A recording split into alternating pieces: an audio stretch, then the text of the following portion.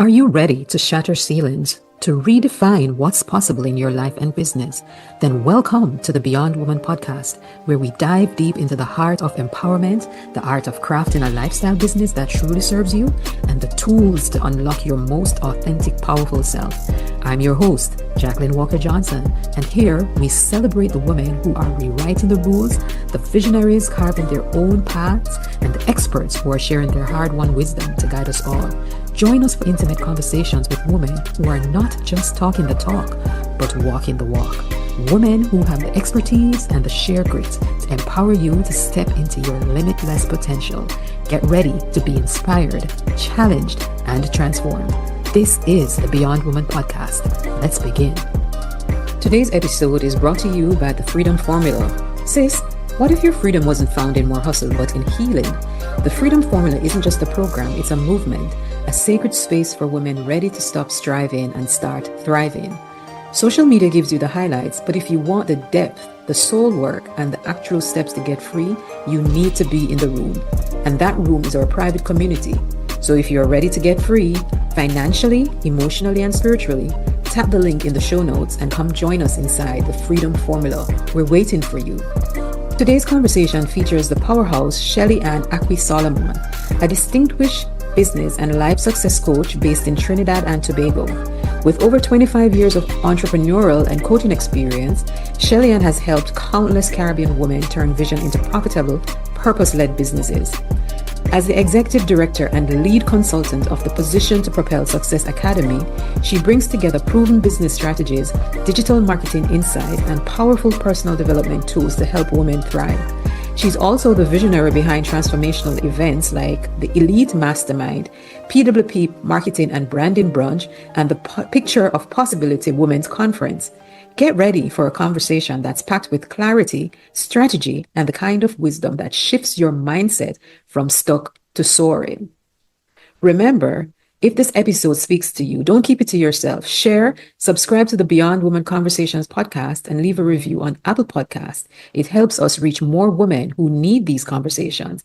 Your freedom journey isn't just yours. It lights the way for others too. Welcome to another episode of the Beyond Woman Conversation. And today we're talking about legacy building, how Caribbean women can create generational wealth. And as always, I like to start with why is it that we're talking about, why we're having this conversation today.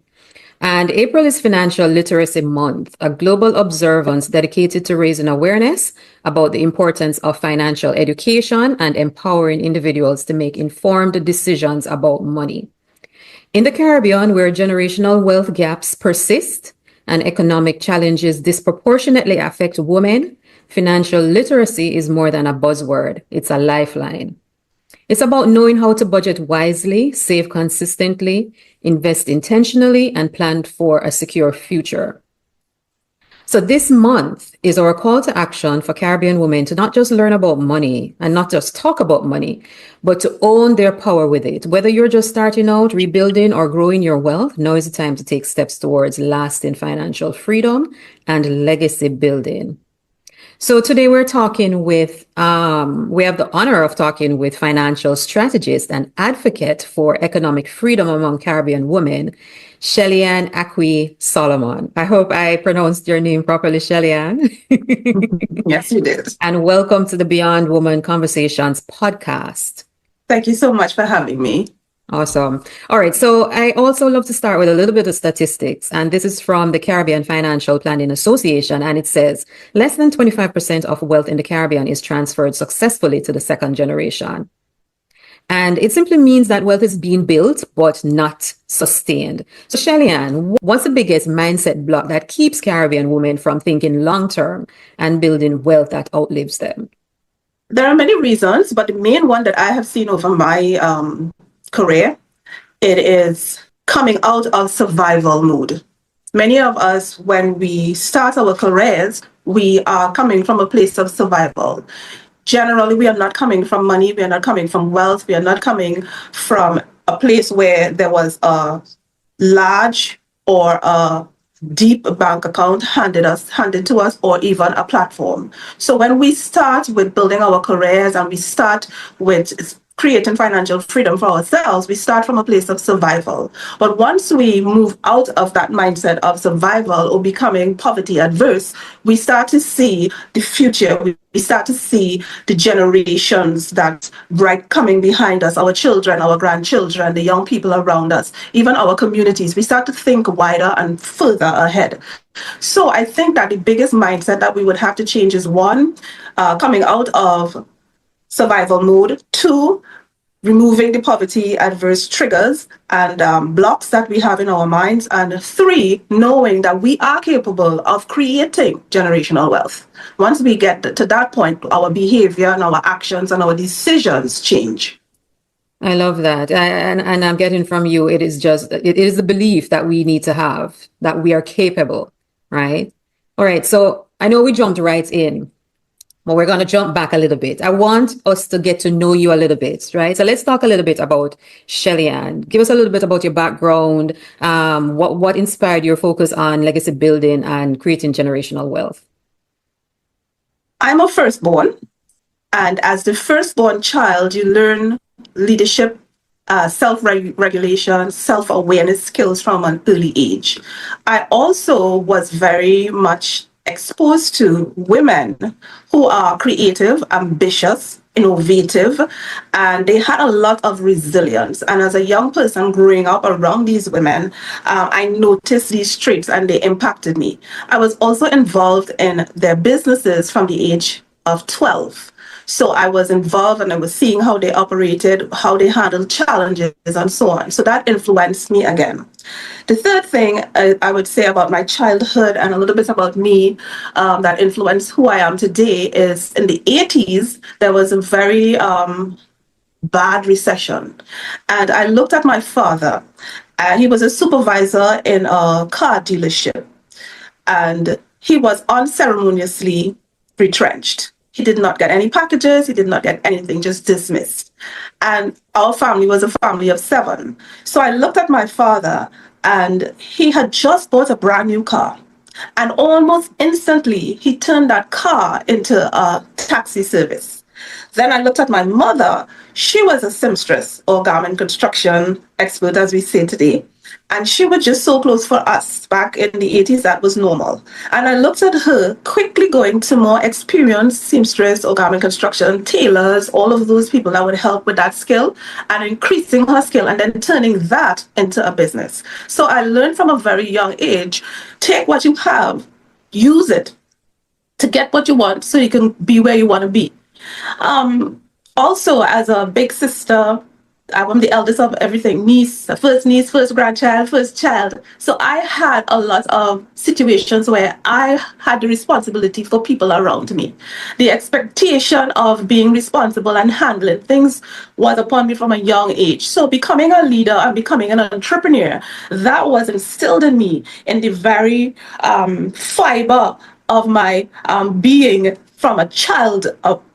I'm also from a mixed family, Chinese, Indian, French, African, German. So I was exposed to very closely, exposed to different cultures and learning how to embrace differences and understand that difference doesn't have to be difficult and we just have to respect the culture. I also learned some good traits from each one of the cultures because they behaved differently. When I was in these spaces, I would see differences. People probably thinking by now, oh, you were very observant. Yes, I've always been a very aware and observant child. So that's a little bit about my background. My father was a pastor, so I grew up in church. I got married at a very young age. I've been married for 34 years, and I have 2 children. They are now grown adults. I started business simply because I felt like my career was taking all my time and all of my energy, and that's how I started entrepreneurship. I looked at my daughter. I remember a Sunday afternoon, I looked at her and I said, I'm just visiting this child's life. From Monday to Friday, I'm gone. Saturday, half day, I'm gone. The rest of Saturday into Sunday, I'm preparing for Monday, and I'm barely around her. My mother was doing most of the parenting, and that made me very sad. So that triggered the thought of why not become an entrepreneur? And I started to look for ways to make that happen. So it was out of that desire to be a present parent, but also be financially independent, that I became an entrepreneur. Boy, you had what I would call a very colorful upbringing. Yes. I love it. And we can't say that about most of us as Caribbean, because you spoke about the fact that, your career was taking over everything, and you were able to make a decision to say, hey, no, this is not the route that I want to go. Let me just make a shift in my life. But not all of us have, that kind of opportunity. So we can safely say that you had a good start, and the family that you had around you gave you that good start. But what about, I want to talk about how our culture as Caribbean people influences how we see money and how we view money and how we handle money, because like I said, not all of us had that beautiful start that you had. So how is it that you think our culture has impacted the majority of Caribbean people, seeing that we're struggling to create a legacy? I think for me, especially when I teach my community, we have to break out of that trap of consumerism. We consume too much. And if we want to break out of poverty or just getting by or month-to-month lifestyle, we have to learn to retain what we earn and then take it and put it to work for us. So that money that we work for, we take some of it and put it to work for us. So we're not always working to earn. Some of that money sits there and it compounds, and we can have an interest that we can use to do other things in our lives. I think that was the breakthrough for me. Also, we have to break out of the mindset that we have to accumulate things to make us appear valuable, or to make us appear like we have status or we are getting ahead in life. I think that there is a fake persona of success that we have bought into, and if we could break out of that, that's also going to help us. We also have to keep in mind that not because people think that we are Caribbean, that puts us behind. We are just as brilliant and we are just as wise as anybody else, but we just need to be educated. One of the things that I have learned, along with my husband, when we broke out of not having money into the space of being comfortable and then into the space of being seven-figure earners, we realized differences in our mindset. We realized that we did not have to put on a persona. We did not have to pretend to be prosperous, because we knew we were prosperous. So the desire went away. But I learned something very early, maybe around age 32. I paid attention because part of my family, as I said, I grew up in a very diverse family. And on the German, on the Chinese side, and some of the Indian side, what I noticed was that they were not very interested in spending more than they earned, or even close to what they earned. They believed in living beneath your means. And I learned that lesson from a long time. I always tell people, you should not spend what you earn. You should not be living the lifestyle that represents the money you earn or the salary you earn. You should be living beneath that. And you should be taking the money and putting it in places that it's going to increase for you without you doing a thing. Right? I also think that we need to come out of the mindset that we are in competition with anybody else. We don't need to impress anyone to say, okay, I am doing better than Joe or Mary. Just do your thing. Just focus on your thing. And the last thing I want to say is we have to think beyond ourselves. We have to think about the generations that's coming. If we don't do the grunt work, as my husband and I like to say, or the hard work or the trench work, then what is the next generation going to stand on? We have to do it. We will work the hardest. We will save the most. We will invest the most. We have to get the information, and not just get it. We have to pass it on to our children, pass it on to our nieces, pass it on to the young people, and educate them. I think financial literacy is something that is missing from our culture, and we need to accelerate that, and we need to expand it, and we need to make it normal in our homes, so that the next generation is coming up with wisdom around money, not just earning to spend. Because the goal in my house is for everybody in the house to become their own bank. And to become your own bank, it means you have to come out of the consumerism trap that we have been brainwashed to think is something good. It isn't. It doesn't make sense you have $1,000 bag with $100 in it.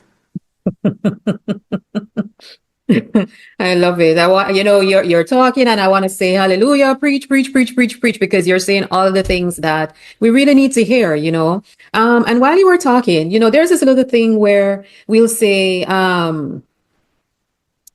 be it before you see it, or think it before, and it will come into our lives. What are your thoughts on that? Well, firstly, let me say this. I'll be coming from a Christian point of view, if that's okay. That's fine. Faith without work is dead. You can have all the faith you want, and you could pray all you want. If you don't put action behind that and bring them together, nothing will happen for you. You will always think that God is not hearing you. You will always think that things not working out. So, likewise, if you visualize and you meditate and you do all of the mindset work and you do all the vision boards and you do all the journaling, but you do not take action, strategic action, timely action to make those things manifest in your life, you are not going to have it. But I want to say this, that's a good starting place. So I just wanted to do that faith and work thing must come together in order for it to happen. But let's go back to see it before you have it. For me, I think one of the things that worked, I manifest things quickly. From age 16, I remember thinking things and it would become a picture in my mind, and I would see myself wealthy and I would see myself traveling. Now, mind you, at that time, I did not even have taxi fare, but I saw myself traveling and I saw myself on cruises because I was interested in that because my grandfather was a sailor. And my cousin would travel a lot, but we were the least financially fortunate in the bunch of in the family community. So it didn't make sense for me to be seeing things so vividly in my mind. But one of the things I want to tell people is all my life, from maybe 15, 16 to this day, if I see something in my head and I see it in its entirety, and then I could take that out of my brain and put it in some kind of tangible form, whether it's a picture or a video, and then I focus and meditate on that, and I keep it in the forefront of my mind, and I keep it in my eyesight, it's going to happen. And I want to give one example of that. When I was in my 2-bedroom apartment, I remember telling my husband, the next time we move, that was probably our 4th move, I told my husband, I said, the next time we move, we are going to move into our home. But here's the kicker. I only had $700 to my name, and he probably had a couple thousand. But I saw the house. I saw what it looked like. I walked through it in my mind, and I kept saying, when I move from here, I'm moving into my house. Do you know 7 months later, we moved into our house? I do not know where the money came from. God provided. God provided, right? We have a 6,000 square foot house. 2 young people walked into at the age of 32. I don't think that we have ever made money that fast or sacrificed that much to accomplish a thing after that, because after that, we hit a stride and we became successful in our businesses. But that was the first big thing that I manifested and we manifested. And the joke is this: when we came to the land, it was just grass and bush and trees. And my husband says, "You sure?" And I said, "Yes, I'm sure." He says, "Okay, I don't have that kind of faith, so we're going on your faith." So you also have to believe that the things that you're seeing in your mind is going to happen, and you have to be excited about it. And God and the universe and people and your action will put things in place for it to happen. And I have many, many stories. I don't want people to think that your present state dictates where you can be, right? This house is, when we built it back then, it was close to $1 million. 2 young people, as I said, I had $700 in my savings. And God just opened the door for us. So see it, believe it, speak it, get excited about it. Don't worry about what the natural realm is showing you. Think about it. Keep it in your mind. Keep it in your spirit. Keep it in your speech, and be excited and just believe it's going to happen. I know some people think that's woo-woo and that's like, does that really work? Yes, it works, because we are powerful, powerful, powerful, powerful beings.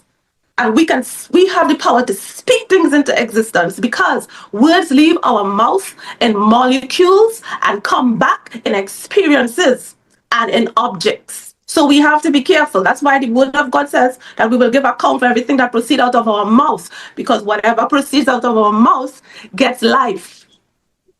Oh, I love it. Imagine we're here talking about financial literacy and you are taking us to church. But you know what? I can attest to that, in my own life, this whole matter of manifesting. And you said the right thing. We can always think about it and see it and believe it, but there has to be action behind what we do. I want to say one thing. I heard when you said I'm taking you back to church, but I want to say this. A lot of the success principles that we can use in business is in the Bible. Yes. And I'll give you one example. The Proverbs woman.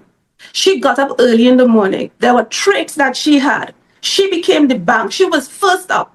She put her hands to the till. That means she was doing work. She was physically doing work.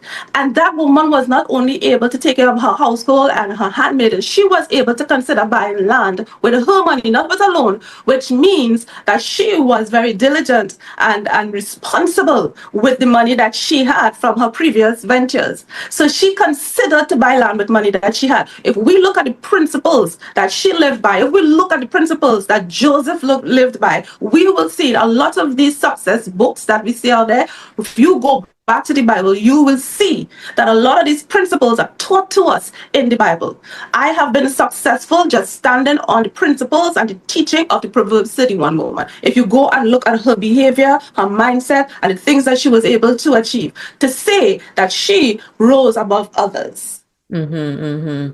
I love it because we are on the same page, and a lot of people need to get on that page, so thank you for that. And for as a matter of fact, one of the segments that we were going to discuss, we are ahead of ourselves, would have been, faith, culture, and finances. And I think that we have touched on all of the questions that I would have asked you just by me, out of the blue. All right. So I just want to throw this one in because we're so excited about the whole matter of manifestation and the reality that we can manifest things in our lives. What does financial freedom look like beyond the numbers? Get us all excited, even more excited. What does financial freedom look like beyond the numbers for women? Well, okay, great question. I get excited about this question, and I always say financial freedom looks different for each woman. And it is such a personal thing. But I think in general, for women, money is the money is the base for us. If we are financially stable, then that affords us to do the things that we truly enjoy. Even if it's the same things that is helping us to earn. But we do it with a different energy. We do it with a different joy. We do it with more freedom. So once we can attain financial freedom and all of our basic bills are paid, and for some of us, basic bills might be your lights, your water, your mortgage, your car ticket. But for some of us, it is business class ticket. It is a cruise paid in full. It is a vacation paid in full. So basic bills can mean different things for different women. So I think that for me, everything goes back to life design. Getting clear on what is your desired life design. What does your best life look like? And then we can go get the money to fund it. That is going to influence us, motivate us, encourage us, pick us back up, fuel determination and resilience, and strengthen our bounce back game when we know exactly what we're working towards. I always say, when you know what your life design is, then you will go to work in your business or your career to earn the income to fund the life, because the life is what we really want. So financial freedom, from what I have experienced with women, is really about getting to a place where we can fund freely and comfortably the life design that we truly desire, whatever that design is for you as an individual. And it's funny, I'm thinking, I'm hearing you, and I guess I've thought about it before because it's a no-brainer for me, and it's not even a big wow or anything. It's just peace of mind. Yes. For me, it's just that I can go to my bed at night and I can sleep comfortable. I don't have to worry. It's just peace of mind for me. And as we're talking about that, I want to backtrack a little bit when you spoke about survival mode, right? How can we as Caribbean women begin to heal our relationship with money, especially the ones that are rooted in the survival mode? Can I give you a story? Sure. Stories are the best. So, as I said earlier, I did not come from a place of money.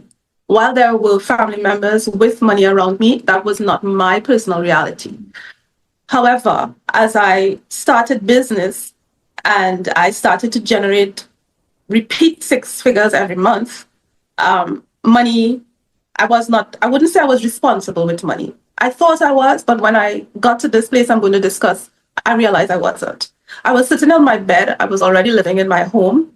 And I sat on my bed and I was doing some financial checks, going through my credit cards, checking my bank accounts, just seeing where my money was going. Because I knew I was making money, but I was not paying attention to how much was going out. So I started saying I wanted to move from six figures to seven figures. But first you have to check your numbers to know where you are so you could know the distance you have to go to get to where you want to be, to see if you have to be, adjust your goal. And in doing so, I realized I was spending $12,000 every month on just going to dinner, going to lunch, going to the beach, hanging out with my girls. I recognized that I was spending close to $1,100, $1,200, $1,300 just on nails and hair and facials and body massages and so on. And then as I dug deeper, I realized I was spending between $7,000 to $10,000 every month on clothes. I had so much clothes that I wasn't even wearing anything more than once, unless it was something that I wanted. And I sat there with myself shocked and I said, but wait a minute. If I can take a large portion of this money and put it in a compounding account, how much money will I have in a year? Even if it's just saving it every month. Now, I did not give up on my self-care and my hanging out with my girls totally, but I greatly reduced it. And I took the money and I put it in an account. And within 1 year, I was able to have $150,000 with just that wasted money that I was doing. We have to become aware and attentive to our money and stop being so mindless about our money. Stop being so reckless with our money. Stop just focusing on getting it, but really focus on where it's going and what it's going to do for us when it goes out. For me, since I had that experience, I took $100,000 out of that money. That same money that I was wasting every year, and I was doing that for a good almost 7 or 8 years. I took that $100,000 and then invested it in a small venture, another business that was starting up. And every year I get $16,000 return on that $100,000 that I earned how many ever years ago, and it's still making me money. So we have to, money loves attention. So we have to give it attention. It loves respect. We have to respect it. And this is a lesson that I learned, and this is a lesson I will teach anybody who's talking to me about money and building our relationship with money. Keep in mind that every cent we earn took a portion of our life. And when that, and life and living and earning requires time. When that time is gone, that part of your life is gone. So when you take your life to earn income and then squander it, you have just squandered a part of your life. So not only do you have to respect money, you have to respect your life. You also just wasted the opportunity to invest in legacy. So not only have you wasted money and not only have you wasted life, you've thrown away an opportunity to strengthen and to deepen your legacy. You have just stolen an opportunity to invest so that money can bring back interest for you, so that you can elevate your life, so that you could do more than just get by, so that you could do more than just get your hair done, so you could do more than get your nails done. You could do more than just buy a fancy car to impress people who don't even care about what you're driving. What you can do with that money, and when you start to build that relationship with that money and you start to realize money is not just some paper and some coins, it is a part of my life that I invested to earn, and therefore it must serve my life, and it must serve my future, and it must serve my seed, it must serve my children. That is the type of relationship that we would have with money. We respect it and we respect what it took to get it. That's my passion and my mindset around the relationship with money. And if more Caribbean women saw that, we would behave differently with money. Stop spending money to impress people who don't even care if you breathe tomorrow. I love it. I love it. That is the real truth, eh? You're just giving it to us. All right. So we want to talk in this segment about, well, obviously we're saying that legacy isn't just for the rich, right? It is for us. Correct. What are some small but powerful actions women can take today to begin their journey, their legacy planning journey? The most common one I teach would be something called a possibility account.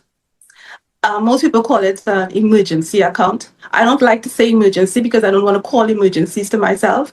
I do want an account that is available where if we have an opportunity, we can source some income there. If we have a crisis, we can source some income there. But it's really a possibility fund. And just begin putting money into that account and look at it as if it doesn't belong to you. You are just going to deposit. It doesn't matter if it ends up being your pension plan, or it is something that you pass on in your will to your child so that they have a better lifestyle. So start with a possibility account. People say, well, Shelly, I barely have money. Lots of people who say that they barely have money, when I check how they spend money, they waste a lot of money. If you are buying KFC or you're buying fast food every single day, you can have a possibility account that funds your future. You just need to change your behavior. You just need to change your spending habits. If you say, okay, Shelly, well, I can only put $25, that's fine. $25 over 365 days or 12 months is going to be more than you had if you put zero. Mm-hmm. Especially if you put it in an account that is like a credit union or something that compounds, right? So that's something that I would encourage women to do. Whether you can put 1,000, 10,000, 20,000, 100,000, or $5, start with that account. The next thing I would tell women to do is start doing an assessment of their spending habits and see what is must have versus nice to have. Because if you're not wealthy and the goal is to create wealth, the only thing that's going to take you there is how you manage your money. The other thing I would say is look at your earning potential. Is it in alignment with where you want to go with regards to having financial freedom or wealth? Not everybody wants wealth. Some people just want financial freedom. So look at your career path. And if you need to upscale or you need to re-educate yourself in another field or reskill yourself in another field so that you could get in a field that pays you more, do that. If you need to say, okay, this is the cap on my field with regards to salary or with regards to income, then start doing passive income. Passive income is just income that you create something once and it keeps on making money for you, right? The more of that you can create is the more money that's always going to be going into your bank account, right? It may be a little from each one of those things, but they all go into the same pool, and that's what matters. If you say to yourself, I am not marketable, then become marketable. You are not a rock. You are a human being and you have a brain and you have the ability to get up and educate yourself and empower yourself, skill yourself, train yourself to do something that is going to help you to earn income. And the other thing I will tell women is a man is not a plan. People don't like to hear me say this, but I do not believe a man is a woman's plan. That's what we are taught. Get a good husband and have the nice life. But let me tell you, ladies, something. Men are individuals. And today they can see you as their responsibility. And tomorrow they can see you as not being their responsibility, or they don't want you to be a part of their responsibility. And they're either going to pull back resources from you, not spend resources from you, or get rid of you. We have to take responsibility for our well-being. It doesn't matter if your husband is rich. It doesn't matter if your husband gives you an allowance. I have been getting an allowance ever since I got married. I still want to have my own money because I am fully aware that that is not a source that's coming from me. And I also would like women to take some pride and some confidence and some belief in themselves to know that you can generate resources to secure yourself. Do not think, a lot of women think that they have to get it from somewhere else. I have to get it from somewhere, the government, I have to get it from a husband, I have to get it from somewhere. No, you can get it from you. You can go out and create your own financial security. That is the most peaceful thing you can have. You can have the best relationship. As I said, I've been married for 34 years and I have been working for 25 years. And so it doesn't only mean, okay, well, he will abandon me. No, you don't have to live in that fear, but you will feel that sense of security when your survival, you have some control over it. I have seen too many women go into horrible situations because they were dependent on somebody else for their survival. All relevant and good tips, and I'm so happy that we're having this conversation today. We want to move into another segment, which is a little bit out of the norm, where we pose questions from the community to you, the expert. So we have 3 questions that we want you to attack for us and help us, Shelly-Ann. So one question is, what if I'm starting at 0 in my 40s? How can I build, I guess it's how can I build financial wealth or create a legacy? Well, the first thing you have to do is how can you generate any form of income or revenue? That's the first thing you'll have to look at. You'll have to look at what are my expertise, What's my education? What skill or talent do I have? Or what shift in career do I need to make to earn?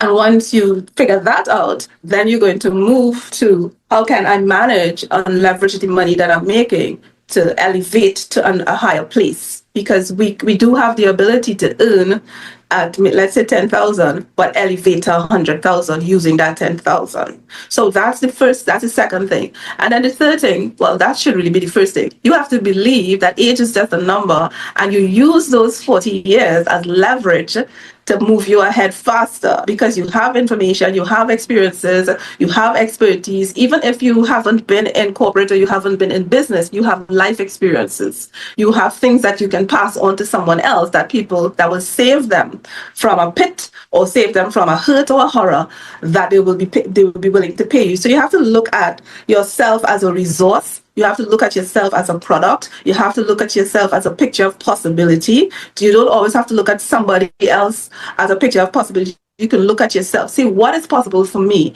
And age doesn't stop you from going to your next level. I changed careers at age 50. I started in the Performing Arts Academy. I started with $40. 20 was mine, and 20 was I borrowed from my husband. And I built a six-figure business with $40, and I flipped that $40 into six figures. So don't even think not having money or age or any of those things are barriers to you going where you want to go.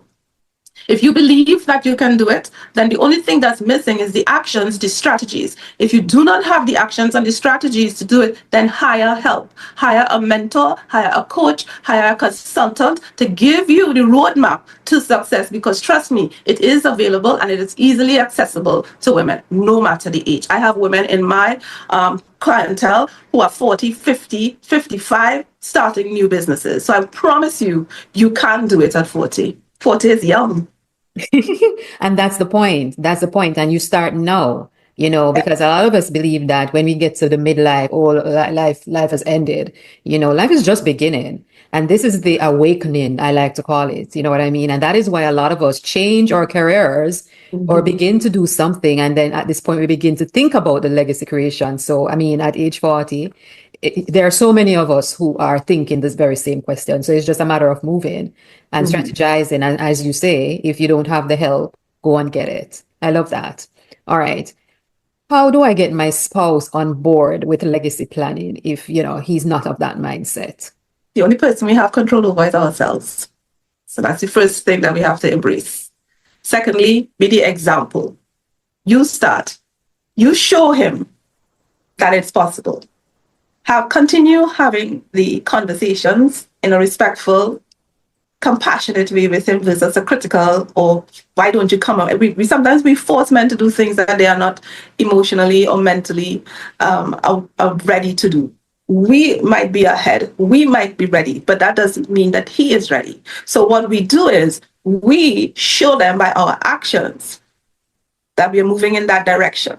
And we be disciplined and we be focused. And once they start seeing us doing the thing and they start seeing results, they normally come along. So the first thing, especially if they are resistant to it, you go ahead and do it and consistently have the conversation with him in a safe environment, without criticism, without force. Right? Remember, I would like to move to legacy building. That's what I like. That's not what he's saying he likes. Will you come along with me? Will you do this with me? He may come along, or they might do like my husband says. I don't have that kind of faith, but if you go in ahead, I will come with you. We will do it together. But if you have someone resistant, then you keep on doing it. And eventually, most men, they will come along based on the evidence of this thing being a good or a successful or beneficial thing.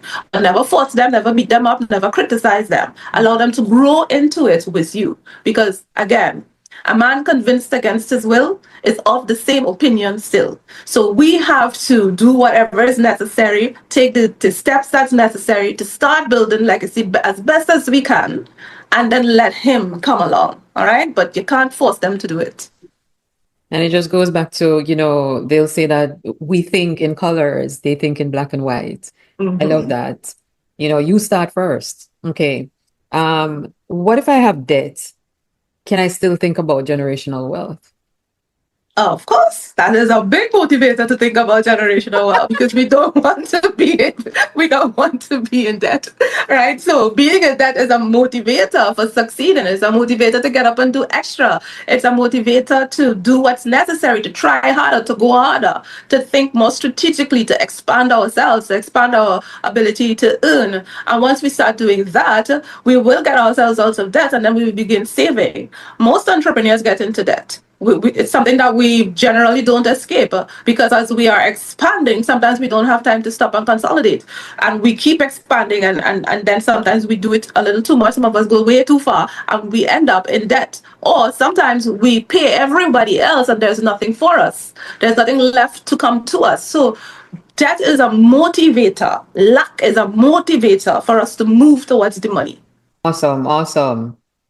You know, I'm here, I'm making notes. Awesome tips. Thank you so much for that, Shelly. All right. So we want to talk about some practical tools and resources that you would recommend for women to begin their wealth building journey. What are some of those tools and resources that you would recommend? Well, I will always talk about shares, getting shares. So I can send you a list. I think that might be best, and you can email it to them because if I go into them, they probably wouldn't know what it's for or how to use it. But I would say there are apps and there are platforms that we can trade and we can purchase stocks. We can one of the things that I think that we need to do is invest in gold, invest in stocks, invest in bonds. We also need to have apps on our computers and our phones that tell us what's happening in the market. So that's basically what I would tell people. I don't really like to go in too much into tools because then people are confused about the tools. I like to give you a list and then you can email it out to your people and then they can click the link and go and see what all of those tools are for. But I will definitely tell them, you know, there are tools and there are apps and there is software that we could use that help us to build, well, to manage our money, to do our books, to balance our finances, to tell us when we are in the red, when we are in the green, when it's time to pay certain things. I use a lot of apps and I use AI and automation and apps. I use a lot. So I'll send you a document that I have with a list of tools and resources that women can use to build wealth. They're not expensive and many of them are free if that works for you. I do have Wealth Building 101. I have Position to Propel. They can book a free clarity call with me, and then I will assess what their needs are and in which direction they should go. Because they are different places. So once I have a conversation with them, it's a complimentary call, and they can get on the call with me. We'll talk for 20 to 25 minutes, and then I will tell you which tool or which avenue or what strategy is going to be best for you. Awesome. All right. And of course, you know, as usual, whenever we publish this podcast, we will include information, where to find you, you know, your resources that they can just click and get access to you. So that will accompany the podcast conversation. Wonderful. All right. So we're pretty much wrapping up now. And I wanted to find out if there are any final words of wisdom. I have two more questions to ask you, but generally speaking, what is it that you'd want to share with our community to kind of move them towards, you know, having a different mindset? Not to say we all want to be wealthy. We all want to leave something behind, but I mean, we can always say it, but there needs to be something specific that we need to do. What is that one thing that you would leave with the community as it relates to that? I will always say mindset shifts, having a plan, knowing exactly what you want and how you want it to be. I don't like to give generic answers because every individual, they have different plans and different desires. But I will always tell people, give your money a mission, all right? Give your money a mission, right? Create wealth with wisdom and give your money a mission. And know what your life design is. It's really not hard. People think it's hard to create wealth. I came from zero, and I can tell you what it's like to not have, and I can tell you what it took to have and how to get there. And the thing that I would love communities, especially women, to know is, listen, if you do not believe that you can create wealth, you will never have wealth. You're not going to stumble into it. You have to believe it. You have to want it. You have to desire it. You have to go after it with a passion and a focus. And you have to fix your face like flint and just go after it. And don't let anybody tell you that you cannot do it. Don't let anybody tell you that you're not worthy of it. Don't let anybody tell you that you're greedy or you're discontented because you want more. Because there is something inside of you already telling you that you need to elevate.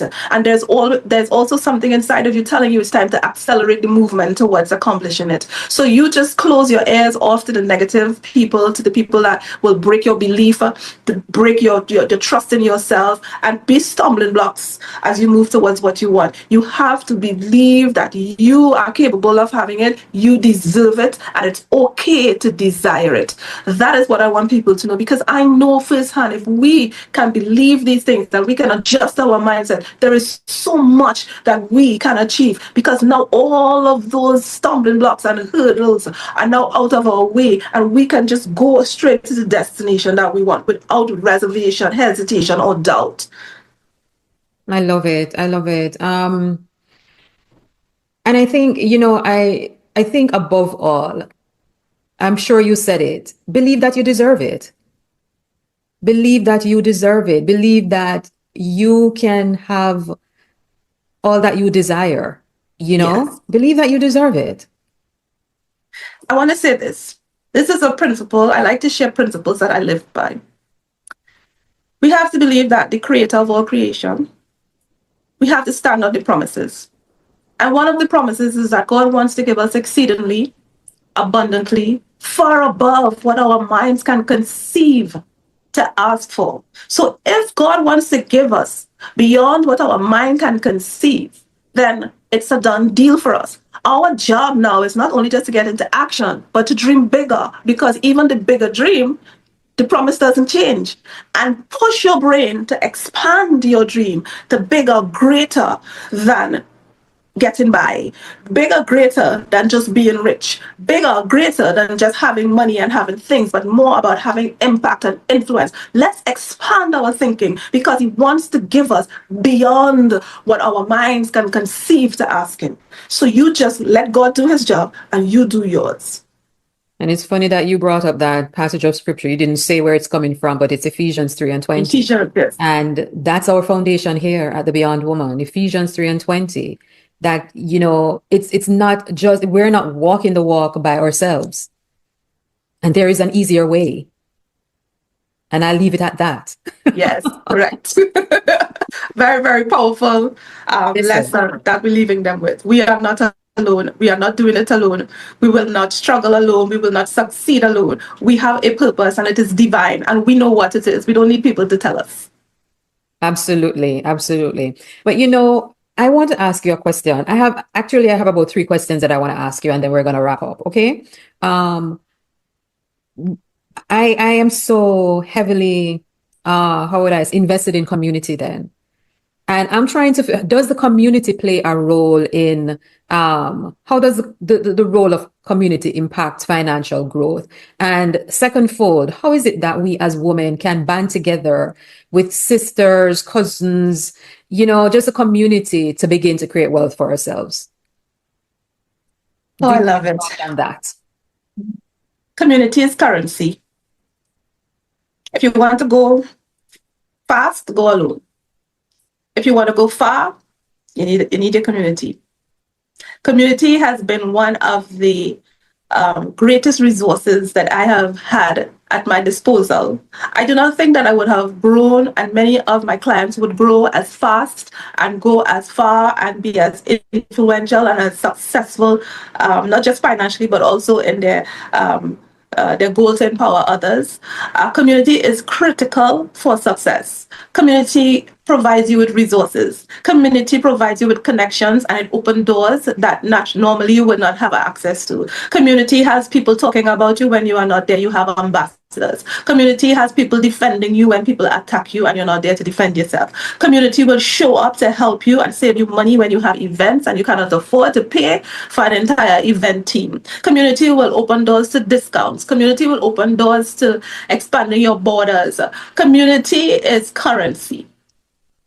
And as women, again, it's mindset. We have to understand that we are not in competition with each other. We are to collaborate, we are to celebrate, we are to congratulate, and we are to help each other to accelerate their growth and their accomplishments together. As we band together, we help each other to do that. And we have to understand that what you bring to this earth, I can never bring it to this earth, even if it's the same exact thing, the way you would. So, and everybody's not going to relate to my personality, my tone of voice. I can get very bold and confident, but I can also get very sweet and compassionate and soft and feminine. But some people, I can also be giggly. You and I could do the same exact things without being engaging in negative competition. We are to work together so your purpose is fulfilled and my purpose is fulfilled, whether we are doing the same thing or we are doing different things. We have to remember that we are here to support each other, not fight each other, not block each other, not tear down each other, because the people I reach, you will not reach them even if I wasn't there. What is for you is for you. We do not serve a God or a creator of scarcity. We serve and we operate under we serve a God of abundance, and we operate from the law of abundance. And once we do that, toxic competition goes out the door. And I want more women to understand that. We all have a piece of the pie. Yes, We and a all purpose. can share. Exactly. What's one thing every Caribbean woman who is listening now should do this week to move towards legacy building? What's that one easy peasy thing that we can do to start? This one is very common. You get into your planner and start putting down figures. What am I making now? What can I make in the next 3 months? What can I make in the next 6 months? Where do I want to be in the next 24 months? And how will I get there? Just write that in your journal and then put some action steps under each one of those things. Simple, easy peasy, lemon squeezy, right? Yeah, and then we get complicated as we move on. But the basics has to be in place first. Right. And it creates a picture and it creates a blueprint. And that's Yes. what we all need. We all need you cannot put up a house without a blueprint, right? Correct. Okay. All right. What's a vision you hold for the next generation of Caribbean women as it relates to financial literacy? Oh my. Anything in general? I wish to see more women pursue financial freedom, not just safety, not just an option in case something bad happens, I could, not be homeless. I wish to see more women pursue financial freedom and use some of our finances to empower the generations that may come after them. I want to see that pay it forward spirit. I would like to see more women come together, pool their finances to do greater, more impacting things that will not just change your country, but our region. And I would like to see more Caribbean women show up as pictures of possibility so that our own women can see if she can do it from the islands or within the region, I can do it. That empowers another generation to rise up and not just do what you have done, but outdo you. Wonderful. I mean, that one line, show up as a picture of possibility. I mean, it creates such a picture of hope and the fact that we can do it, that we can go for it. Shelly-Ann, listen to me. It has been a wonderful time spent with you. I think we've gone like almost an hour. And the tips, the insights, just the power in your delivery has been awe-inspiring. And we thank you so much for coming onto the platform and sharing all of the expertise, the knowledge, the tips, the insights, your faith, with us here at the Beyond Woman and to the community in general. Before we wrap up, I want to leave all of us with this. Legacy building isn't just about the money in your account. It's about the mindset you choose today, as Shelly-Ann would have said over and over again. It's about making intentional decisions, no matter how small, that shift your family's trajectory for generations to come. That gives me goose pimples, just the thought of what we can create and leave for our future generation. As a matter of fact, I was having a conversation with my son just yesterday, and I was saying to him, right now he's in Canada studying, and I was saying to him that, your dad has his business, think about, coming back and, getting involved, because we honestly don't want them to struggle the way that we did. And if we can leave something that they can take and create even more for themselves and for their families, that's what we want. So, I was just having this conversation with him, and that's what we're talking about today, the legacy for the generations to come.